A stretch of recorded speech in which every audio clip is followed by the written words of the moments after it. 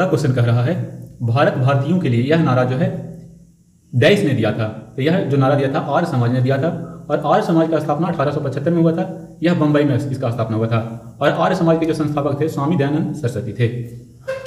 Question number 2 है स्वामी विवेकानंद ने dash ईस्वी में डैश में विश्व धर्म सम्मेलन को संबोधित किया था। 1893 ईस्वी में शिकागो जो कि अमेरिका में है विश्व धर्म सम्मेलन को संबोधित किया था। इसका सही आंसर होगा 1893 और शिकागो जो कि अमेरिका में है। अगला क्वेश्चन है दिल्ली षड्यंत्र केस में दीनानाथ के द्वारा मुखबरी की गई थी। किसके द्वारा? दीनानाथ के द्वारा मुखबरी की गई थी। इसका सही आंसर हो जाएगा दीनानाथ। अगर क्वेश्चन को आप पहले लेकर खुद से बनाना चाहते हैं तो हमारे टेलीग्राम चैनल से जुड़ सकते हैं जो कि डिस्क्रिप्शन में दिया हुआ है। क्वेश्चन नंबर 4 है अलीपुर केस में सरकारी गवाह जो थे वह नरेंद्र गोसाई बन गया था। अलीपुर केस में सरकारी गवाह कौन बने थे? तो नरेंद्र गोसाई बने थे।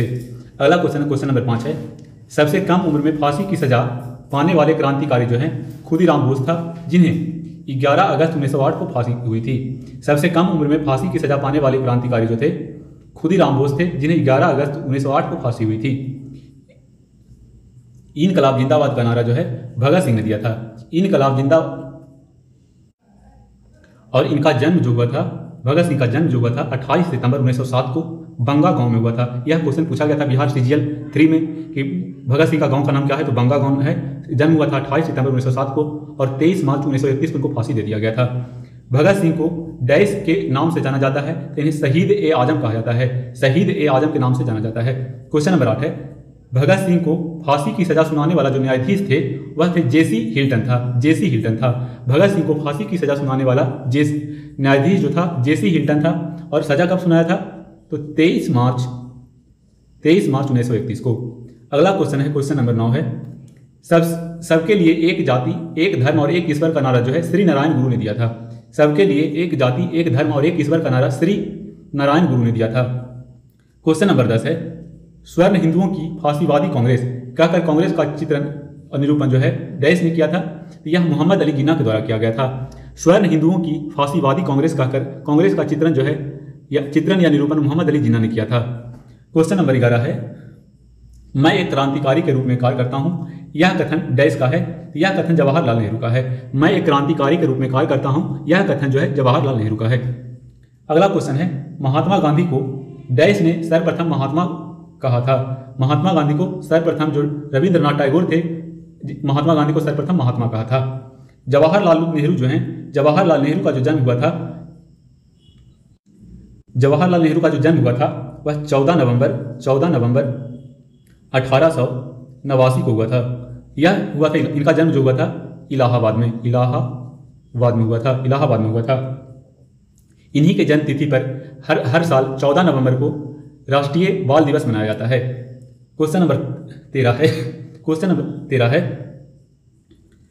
महात्मा गांधी को सर्वप्रथम राष्ट्रपिता कहकर डैश ने संबोधित किया था। महात्मा गांधी को सर्वप्रथम राष्ट्रपिता कहकर सुभाष चंद्र बोस ने संबोधित किया था और सुभाष चंद्र बोस का जो जन्म हुआ था 1897 में हुआ था। 1897 में सुभाष चंद्र बोस का जन्म हुआ था और सुभाष चंद्र बोस ने महात्मा गांधी को सर्वप्रथम राष्ट्रपिता कहकर 1944 में संबोधित किया था। 1944 में वल्लभ भाई पटेल को सरदार की उपाधि जो है बारदोली सत्याग्रह कब हुआ था? तो 1928 में वल्लभ भाई पटेल को सरदार की उपाधि बारदोली सत्याग्रह के दौरान वहां की महिलाओं की ओर से महात्मा गांधी ने प्रदान किया था।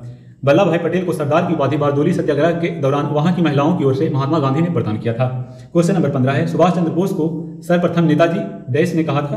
तो सुभाष चंद्र बोस को सर्वप्रथम नेताजी जो है एडोल्फ हिटलर ने कहा था और सुभाष चंद्र बोस का जो जन्म हुआ था यह हुआ था 23 जनवरी 1897 को। अगला क्वेश्चन है क्वेश्चन नंबर 16 है गोखले के आध्यात्मिक एवं राजनीतिक गुरु कौन थे? तो एमजी रनाडे थे। गोखले गोपाल कृष्ण गोखले इनका पूरा नाम है कि आध्यात्मिक एवं राजनीतिक गुरु कौन थे? तो एमजी रनाडे थे। अगला क्वेश्चन है महात्मा गांधी के राजनीतिक गुरु कौन थे? तो गोपाल कृष्ण गोखले महात्मा गांधी के राजनीतिक गुरु थे और गोपाल कृष्ण गोखले के आध्यात्मिक गुरु कौन थे? तो एमजी रनाडे थे। क्वेश्चन अगला है क्वेश्चन नंबर 18 सुभाष चंद्र बोस के राजनीतिक गुरु कौन थे? तो सुभाष चंद्र बोस के राजनीतिक गुरु जो थे सी आर दास थे। क्वेश्चन नंबर 19 है भारत के बिस्मार्क जो है सरदार वल्लभ भाई पटेल को कहा जाता है। भारत का बिस्मार्क किसे कहा जाता है? तो सरदार वल्लभ भाई पटेल को कहा जाता है। सूदी आंदोलन के प्रवर्तक जो थे स्वामी दयानंद सरस्वती थे। 19वीं शताब्दी के भारतीय पुनर्जागरण का पिता जो है राजा राम मोहन राय को कहा जाता है। 19वीं शताब्दी के भारतीय पुनर्जागरण के पिता जो है राजा राम मोहन राय को कहा जाता है। अखिल भारतीय हरिजन संघ की स्थापना जो है महात्मा गांधी ने किया था। अखिल भारतीय हरिजन संघ की स्थापना जो है महात्मा गांधी ने 1932 ईस्वी में किया था। 1932 ईस्वी में फ्रैंक मॉरिस ने महात्मा गांधी को अर्धनग्न फकीर कहा था। फ्रैंक मॉरिस ने महात्मा गांधी को अर्धनग्न फकीर कहा था और विंस्टन चर्चिल ने भी महात्मा गांधी को अर्धनग्न फकीर कहकर पुकारा था। तो ऑप्शन के हिसाब से आप मारेंगे, फ्रैंक मॉरिस रहेगा तो फ्रैंक मॉरिस मारेंगे और विंस्टन चर्चिल रहेगा तो विंस्टन चर्चिल मारेंगे, क्योंकि दोनों व्यक्ति ने महात्मा गांधी को अर्धनग्न फकीर कहा था। राष्ट्रीय युवा दिवस जो है स्वामी विवेकानंद से संबंधित है। स्वामी विवेकानंद का जो जन्म हुआ था 12 जनवरी को इन्हीं के उपलक्ष्य में जो है स्वामी विवेकानंद के जन्मदिन के उपलक्ष्य में 12 जनवरी को राष्ट्रीय युवा दिवस मनाया जाता है। लेकिन अगर विश्व युवा दिवस पूछे कि विश्व युवा दिवस कब मनाया जाता है, तो 12 अगस्त को विश्व युवा दिवस मनाया जाता है और 12 अगस्त को ही विश्व हाथी दिवस मनाया जाता है। विश्व हाथी दिवस। अगर वीडियो अच्छा लगा होगा तो चैनल को लाइक और सब्सक्राइब करें और पहले खुद से क्वेश्चन लेकर बनाना चाहते हैं तो हमारे टेलीग्राम चैनल से जुड़ें। धन्यवाद।